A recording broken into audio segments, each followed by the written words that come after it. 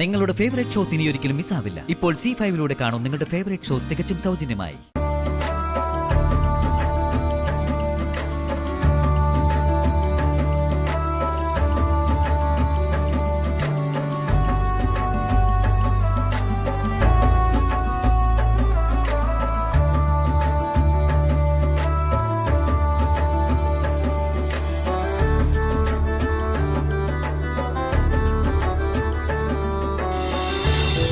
നാളെ വന്നില്ലെങ്കിൽ വേണ്ട. ഇന്ന് എപ്പോഴെങ്കിലും ഇവിടം വരെ ഒന്ന് വന്ന് സ്നേഹയെ കണ്ടിട്ട് പോകാനൊന്ന് പറ. അപ്പോ അച്ഛനും ഒരു സമാധാനാവുമല്ലോ. അപ്പോ ഈ വിവാഹം നടക്കുമെന്ന് തനിക്കും ഏകദേശം ഉറപ്പായല്ലേ? ശരിയാ, നമുക്കൊന്നും ചെയ്യാൻ കഴിഞ്ഞില്ല. മറ്റ് നിവൃത്തിയില്ലാതെ, ഒരു താല്പര്യമില്ലാതെ നമ്മളും ആ വിവാഹത്തിൽ പങ്കെടുക്കും. ഞാൻ പറഞ്ഞല്ലോ, താ ഇനി അതോർത്ത് വിഷമിക്കണ്ട. നമ്മൾ ശ്രമിക്കാത്തോണ്ടല്ലോ. എല്ലാം വരുന്ന പോലെ വരട്ടെ. ഞാൻ വൈകിട്ട് ഓഫീസിൽ നിന്ന് ഇറങ്ങുമ്പോ സന്ദീപിനെ ഹോസ്പിറ്റലിൽ ചെന്ന് കാണാം. കാര്യങ്ങൾ പറഞ്ഞ് ബോധ്യപ്പെടുത്തി ഞാൻ അവനെയും കൊണ്ടേ വരൂ. എടോ, താൻ സമാധാനമായിട്ടിരിക്കുക കേട്ടോ.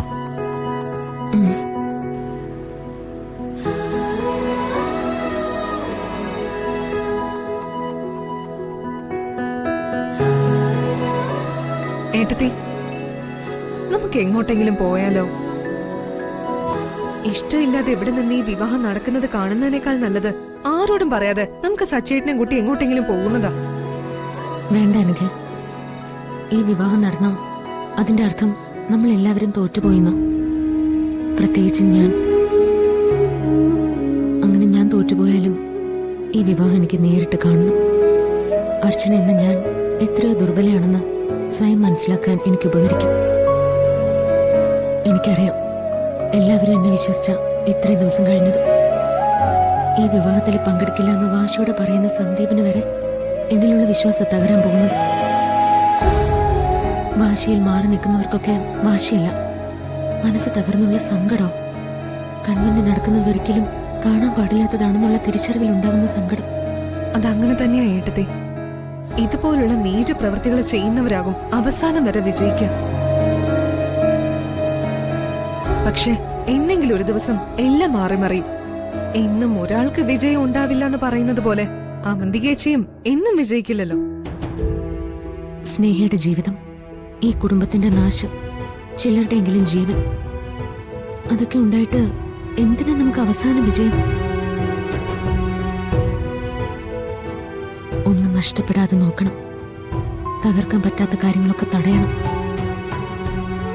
ആധിപത്യം നേടുകയല്ലാതെ എതിരാളികളെ ഒന്നും ചെയ്യാൻ സമ്മതിക്കാത്തതും എല്ലാത്തിലും തടഞ്ഞു നിർത്തുന്നതും മറ്റൊരർത്ഥത്തിൽ വിജയം തന്നെയാ. എന്റെ പഴയ ഉറപ്പിന് ബലക്കുറവുണ്ടെങ്കിലും സ്നേഹയുടെ വിവാഹം നടത്താൻ ഞാൻ സമ്മതിക്കില്ല. എങ്ങനെ? ഇനി നമ്മളെ കൊണ്ട് എന്ത് ചെയ്യാനാവും ഏട്ടത്തി? ഇന്നൊരു രാത്രി ഉണ്ടല്ലോ, ഈ ഒരു രാത്രിയിൽ ഒന്നും ചെയ്യാൻ കഴിഞ്ഞില്ലെങ്കിൽ മാത്രമേ നാളെ വിവാഹം നടക്കൂ. ഇന്നത്തെ രാത്രി വളരെ പ്രധാനപ്പെട്ടതാ, നമുക്കും അവർക്കും. വിവാഹം നടത്തണമെന്ന അവന്തികയുടെ ആഗ്രഹവും മുടക്കണമെന്നുള്ള അർച്ചനയുടെ ആഗ്രഹവും മത്സരിക്കുന്ന രാത്രി. സാധ്യതകൾ കുഴഞ്ഞുമറിയുന്ന ഇന്നത്തെ രാത്രി.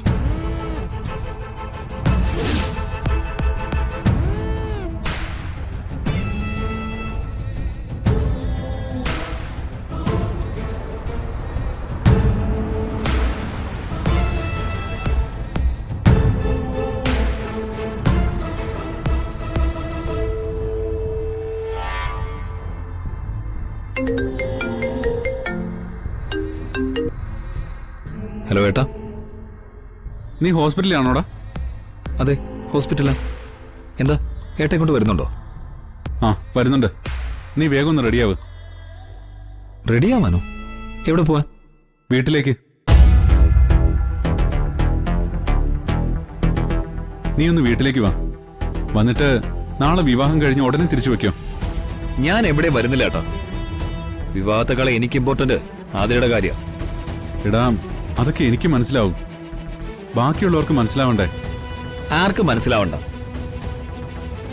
മനസ്സിലാവാത്തല്ലോ, മനസ്സിലാക്കാത്തതല്ലേ. സച്ചിയേട്ടൻ ഈ പറയുന്ന വിഷമം അവിടെ ആർക്കുണ്ടെന്ന് എനിക്ക് തോന്നുന്നില്ല. ഞാൻ വന്നാലും ഇല്ലെങ്കിൽ ഈ വിവാഹം നടക്കും. ഞാനൊന്നും അവരുടെ ആരുടെയും ഓർമ്മയിൽ പോലും ഇല്ല സച്ചിയേട്ടാ. അതൊക്കെ നിന്റെ തോന്നല. അച്ഛന്റെ സമാധാനത്തിനെങ്കിലും നീ ഒന്ന് വാ. മറ്റുള്ളവരുടെ കാര്യം നീ മറന്നേക്ക്. അച്ഛനെ കുറിച്ച് നോർക്കണം. ഹോസ്പിറ്റലിൽ അച്ഛനും അമ്മയൊക്കെ ഉണ്ടല്ലോ. വിവാഹം കഴിഞ്ഞ ഉടനെ തന്നെ നിനക്ക് തിരിച്ചു പോവാം. നമ്മളായിട്ട് ഇനി ഇതിൽ നിന്ന് മാറിയെന്ന് ഒരു പരാതി വരാതിരിക്കാനാണ് ഞാനീ പറയുന്നേ. തൽക്കാലം ഞാനീ പറയുന്ന ഒന്ന് നീ അനുസരിക്കേ. നീ വേഗം ഒന്ന് റെഡിയാവ്. ഞാൻ ഉടനെ എത്തും.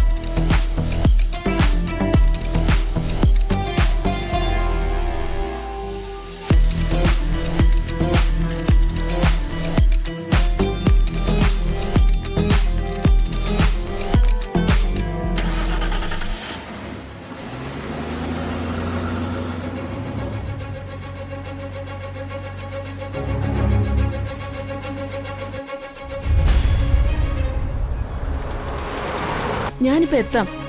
വരുന്ന വഴിക്ക് കാറ് കേടായി, അതാ. ആ, മെക്കാനിക്ക് നോക്കുന്നുണ്ട്. ശരി ചേട്ടാ, ഒന്ന് പെട്ടെന്ന് നോക്കോ. ഇത് കുറച്ച് സമയമെടുക്കും. ഒരു ഓട്ടോ പോലും കാണുന്നില്ലല്ലോ. ആ,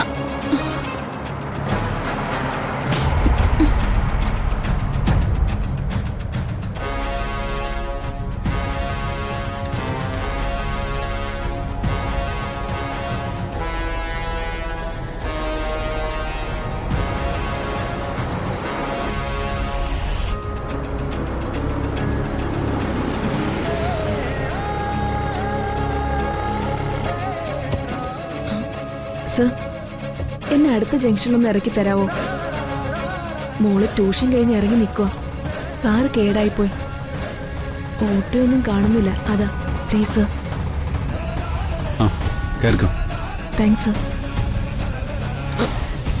ഏട്ടാ,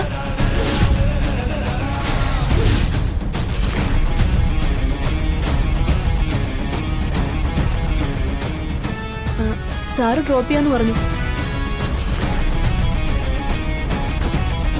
ആങ്ങളെയാ?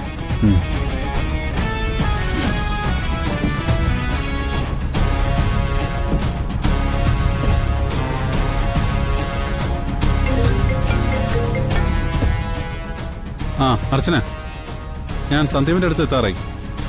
ആ, ശരി.